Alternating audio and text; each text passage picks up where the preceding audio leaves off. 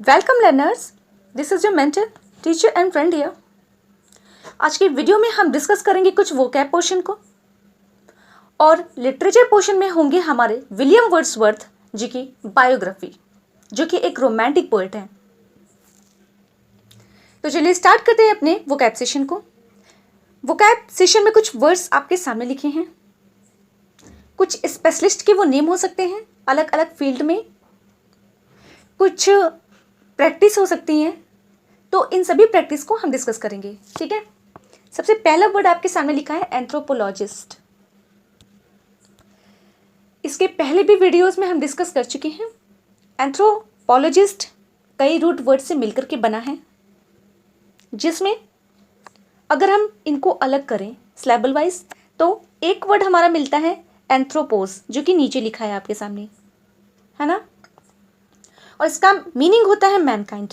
किसका? एंथ्रोप का। एंथ्रोप का मीनिंग होता है मैनकाइंड। ये रूट वर्ड से बना है जो है एंथ्रोपोस। ओके, और एंथ्रोपोलॉजिस्ट में फिर सेकंड रूट आता है लोगोस का, जिसका मीनिंग होता है साइंस स्टडी। ठीक है, तीसरा आप देखें तो आईएसटी होता है जो नाउन सफिक्स है, जिसका मीनिंग होता है पर्सन।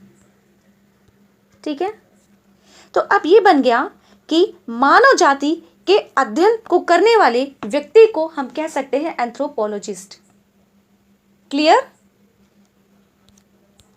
चलिए अब आगे चलते हैं। नेक्स्ट वर्ड आपके सामने लिखा हुआ है एस्ट्रोनॉमर। और जो ये एस्ट्रोनॉमर है ना, ये भी कई रूट वर्ड से मिलकर के बना है। कैसे? पहला तो है हमारा इंपॉर्टेंट एस्ट्रॉन। क्या है? एस्ट्रॉन, जिसका मीनिंग होता है स्टार। ठीक है, तो एस्ट्रॉन का मीनिंग होता है स्टार। सेकेंड रूट वर्ड है हमारा एस्ट्रोनॉमर में नोमोस, जिसका मीनिंग होता है अरेंजमेंट, लॉ या फिर ऑर्डर। तो हम कह सकते हैं कि जो एस्ट्रोनॉमर होते हैं वो सेलेस्टियल बॉडीज के, यानी जो स्टार होते हैं, स्टार्स होते हैं जो स्पेस में, आकाश में, उनके अरेंजमेंट, लॉ या ऑर्डर का अध्ययन करते हैं, उनको हम कह सकते हैं एस्ट्रोनॉमर। ठीक है, अगर हमें इस वर्ड का नाउन बनाना होगा ना, तो हम कहेंगे एस्ट्रोनॉमी। ठीक है, और अगर हमें इसी वर्ड का एडजेक्टिव बनाना हो तो हम कहेंगे एस्ट्रोनॉमिकल। क्लियर? आई होप आपको नाउन बनाना और एडजेक्टिव बनाना या एडजेक्टिव या नाउन की पहचान करना आपको अब आने लगा होगा, क्योंकि हमने बहुत सारे सेशंस में वही चीज़ों को रिपीट कर करके अब सीख लिया है। ठीक है, चलिए अब देखिए, इसी एस्ट्रो से बना है हमारा एक और वर्ड जो है एस्ट्रोलॉजी। क्या है? एस्ट्रोलॉजी। अब इसी एस्ट्रोलॉजी में ना एस्ट्रॉन वर्ड आता है, ये जो हमने यहाँ डिस्कस किया था, जिसका मीनिंग होता है स्टार। ठीक है, तारे, जिनका मीनिंग होता है स्टार। और ये कौन से रूट वर्ड से आया है? एस्ट्रॉन से। ठीक है, और जो ये लॉजी है ये हम जान रहे हैं लोगस से बना है, जिसका मीनिंग होता है साइंस स्टडी। ठीक है, तो यानी हम कह सकते हैं कि एस्ट्रोलॉजी, वैसे तो ये नाउन फॉर्म है, हम कह सकते हैं जो एस्ट्रोलॉजी होता है ना, वो एक नाउन यानी एक प्रैक्टिस होती है। प्रैक्टिस मतलब इनसे जो अगर हम बनाए एस्ट्रोलॉजर, हाँ ऐसे समझ लेते हैं, एस्ट्रोलॉजर जो होते हैं यानी जो पर्सन होते हैं, वो क्या करते हैं, जो तारों का जो आकाश में जो तारे होते हैं ना, उनका मनुष्य पर क्या प्रभाव पड़ता है वो चीज़ बताते हैं। ठीक है, जैसे ग्रहों नक्षत्र का जो ह्यूमन बीइंग पे जो प्रभाव पड़ता है ना, वो चीज़ों को ये बताते हैं। ठीक है, और इन्हीं के अध्ययन को ना हम कह सकते हैं एस्ट्रोलॉजी। ठीक है, एस्ट्रोलॉजी हम जानते हैं, जो हम एस्ट्रोलॉजी के अंतर्गत हम भविष्यवक्ता को भी जान सकते हैं, देख सकते हैं। ठीक है, हमारा ये रूटीन बताते हैं कि आपका जो दैनिक कार्य है वो कैसे होने वाले हैं, या आपका रूटीन कैसे जाने वाला है, समथिंग लाइक दैट। क्लियर जी? तो यही जो इनकी प्रैक्टिस होती है ना, वो कहलाती है एस्ट्रोलॉजी, और इनको जो करने वाले पर्सन होते हैं वो कहलाते हैं एस्ट्रोलॉजर। ठीक है, चलिए आई होप ये क्लियर हो गया होगा। अब हम आगे चल रहे हैं। अगला वर्ड है हमारा एस्ट्रोनॉट। क्या है? एस्ट्रोनॉट। अब देखो, एस्ट्रोनॉट में भी ना आपको कुछ रूट वर्ड्स मिल जाएंगे। जैसे ये जो एस्ट्रोनॉट है, तो एस्ट्रो को तो हम जान रहे हैं बार बार से कि एस्ट्रोन जो होता है उसका मीनिंग होता है स्टार, और जो अब ये पीछे का वर्ड बच रहा है ना, कौन सा, ये नॉट, ये बना है नोटिस से। किससे? नोटिस से, जो आपके सामने नीचे लिखा है। और इसका मीनिंग होता है ना सेलर। सेलर क्या? यात्री कह सकते हैं हम, ठीक है, बिल्कुल। तो यानी अस्ट्रॉन क्या, अब तारे कहाँ होते हैं? स्पेस पे होते हैं ना। तो जो नॉट्स होते हैं ना, सेलर जो होते हैं, जो आकाश में जाते हैं, यात्रा करते हैं ना, अंतरिक्ष यात्री, उन्हीं को कह सकते हैं एस्ट्रोनॉट। क्लियर? चलिए अब अगला वर्ड है आपके सामने कॉस्मोस। कॉस्मोस का मीनिंग होता है यूनिवर्स। और ये जो कॉस्मोस है ना, ये एक एक्चुअली रूट वर्ड है, इससे बना है कॉस्मोनॉट। कॉस्मोनॉट, अब ये क्या है ना, ये रिलेटेड है रशिया से, ठीक है। ये इनकी जो अंतरिक्ष एजेंसी है, या जो स्पेस में जाने वाली जो एजेंसी से रिलेटेड कुछ चीज़ें हैं ना, उसका इन्होंने नाम दिया है कॉस्मोस, और जिसका रूट वर्ड ये होता है कॉस्मोस, ठीक है। और इसका मीनिंग होता है यूनिवर्स। क्लियर? बिल्कुल। अब अगला वर्ड है आपके सामने नॉटिकल। क्या है? नॉटिकल। अब ये नॉटिकल का जिक्र यहाँ पे क्यों आया भाई? इसलिए आया क्योंकि अब हम ये नॉट को देख रहे हैं ना, जो आया है नोटिस से, जिसका मीनिंग होता है सेलर। अब हम यहाँ से देख रहे हैं कि ये नॉटिकल क्या चीज़ है जी। तो नॉटिकल को हमने डिस्कस करना है। हाँ, तो जो नॉटिकल वर्ड है ना, अब ये भी रिलेटेड है नोटिस से, ठीक है, जिसका मीनिंग होता है सेलर।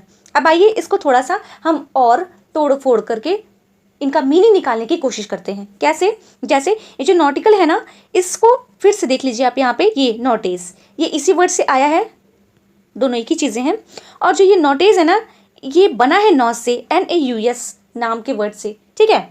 और इसका मीनिंग होता है शिप, ठीक है। तो अब इसी शिप में जो बैठ करके यात्रा करेगा वो होगा सेलर, ठीक है।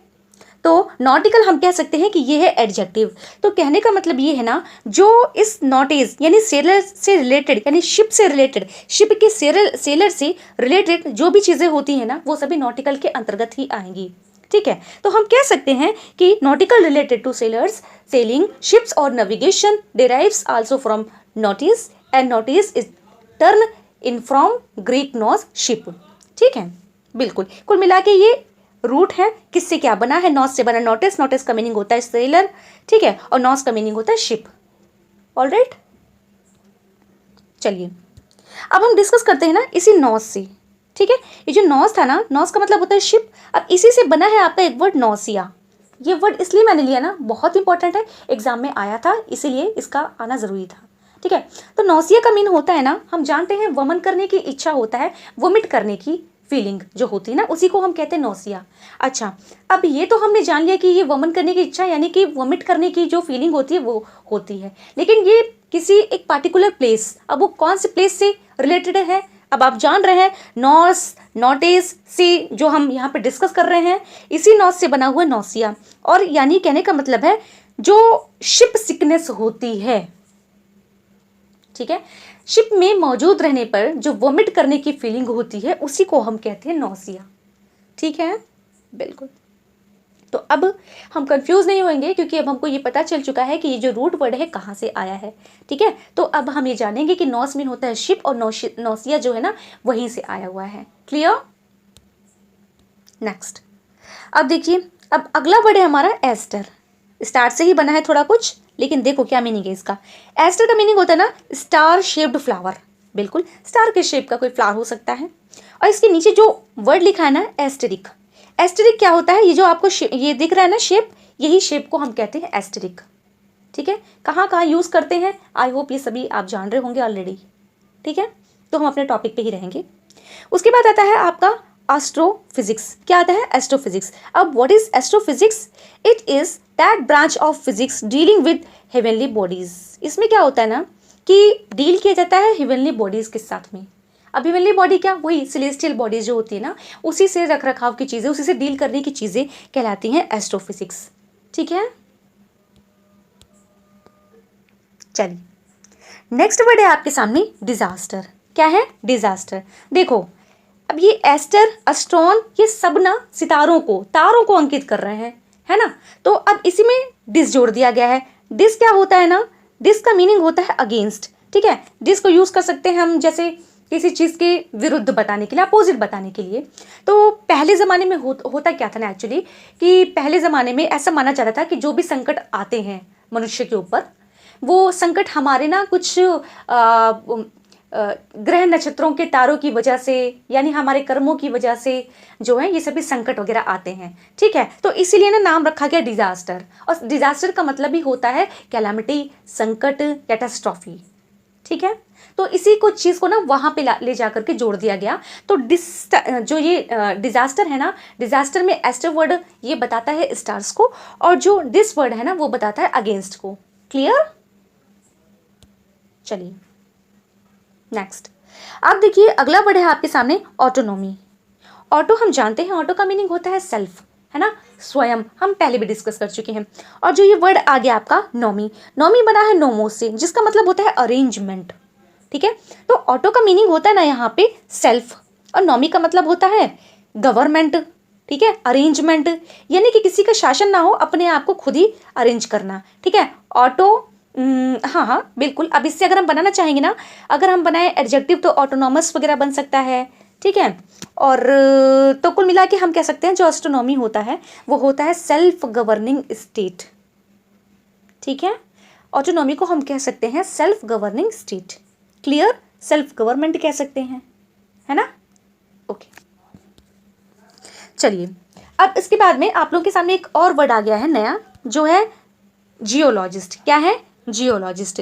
ये कहाँ से आया है? देखो पहले मैं देखूँ इसका रूट है। अच्छा लिखा नहीं, मैं यहाँ से बता देती हूँ आपको, कोई बात नहीं। जो जियोलॉजिस्ट वर्ड है ना, ये आया है एक ग्रीक रूट से, और वो है जियो।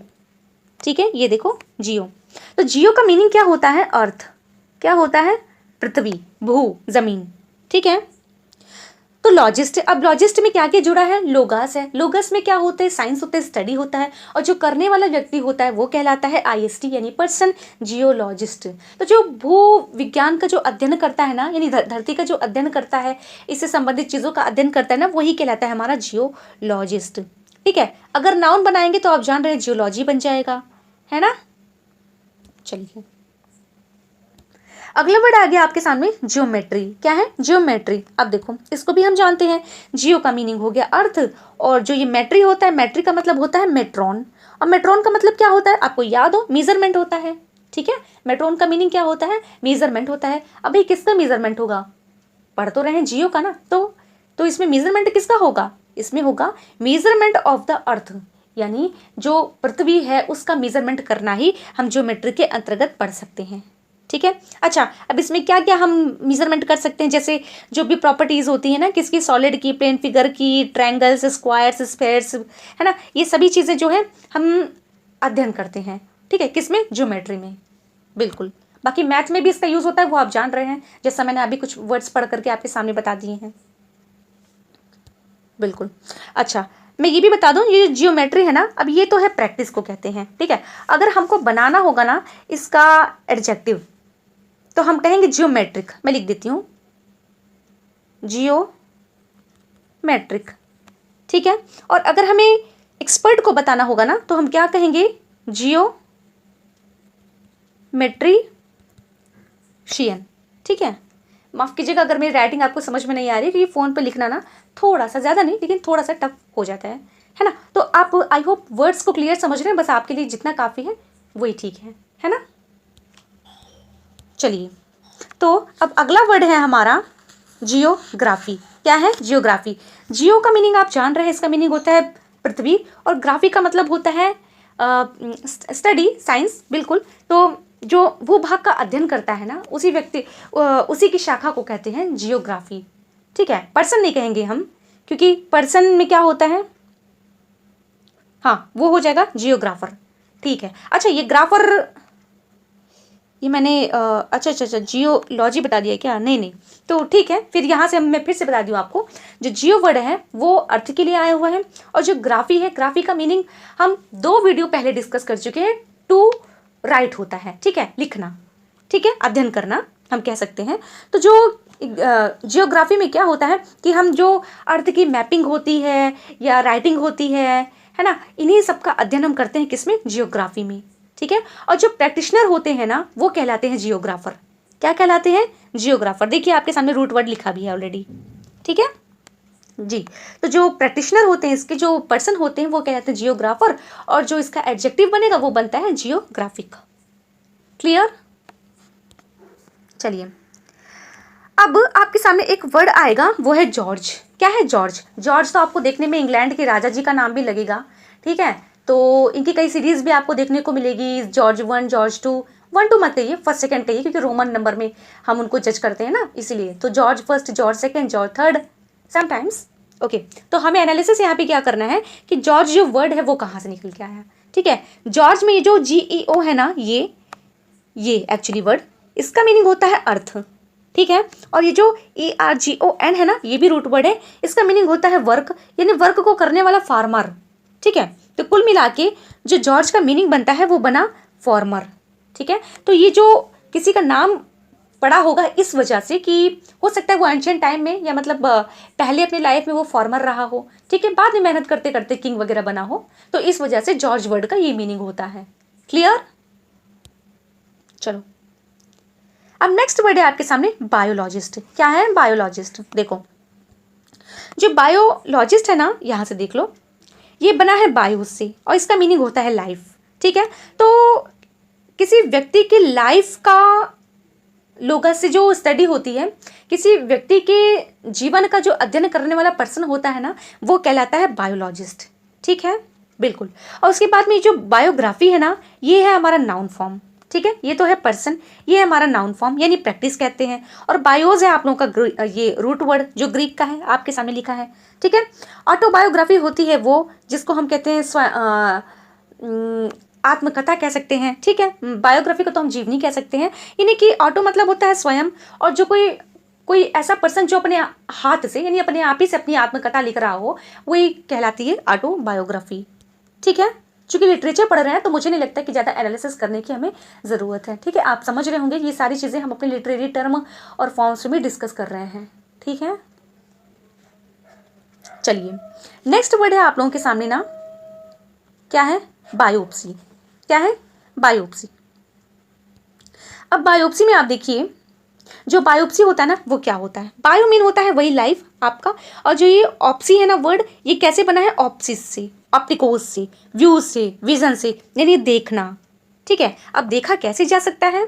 कुछ इस तरह, जैसे कि मेडिकल एग्जामिनेशन के लिए, है ना, यानी मेडिकल चेकअप के लिए आपको अपनी लाइफ मतलब अपनी बॉडी का कोई टिश्यू, कुछ थोड़ा सा फॉर्म, मतलब थोड़ा कोई टिश्यू पार्ट जो है ना, वो डॉक्टर को देना होता है चेकअप कराने के लिए, जिससे कि वो आपकी किसी पार्टिकुलर किसी डिसीज़ का पहचान कर सके, ठीक है। यानी अपना चेकअप कराने के दौरान आपको अपनी बॉडी का थोड़ा सा टिश्यू, थोड़ा सा पार्ट जो है डॉक्टर को देना होता है, तो वो चेक करके बताता है कि आपको क्या बीमारी है, ठीक है। तो यही कहलाता है हमारा बायोप्सी।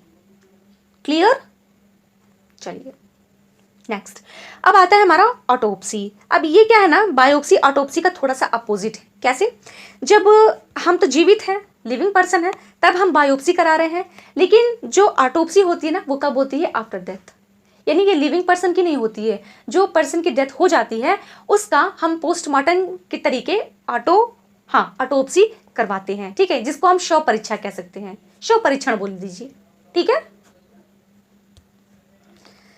चलिए अब देखो, अब कौन सा वर्ड है आपके सामने? वर्ड है आपके सामने बोटानिस्ट। क्या है? बोटानिस्ट। अब देखो ये जो बोटानिस्ट है ना, ये है पर्सन। अब किसके पर्सन है? ये जो ग्रीक वर्ड है बोटैन, जिसका मीनिंग होता है प्लांट, ठीक है। बोटैन जिसका मीनिंग होता है प्लांट, उससे बना है, ठीक है।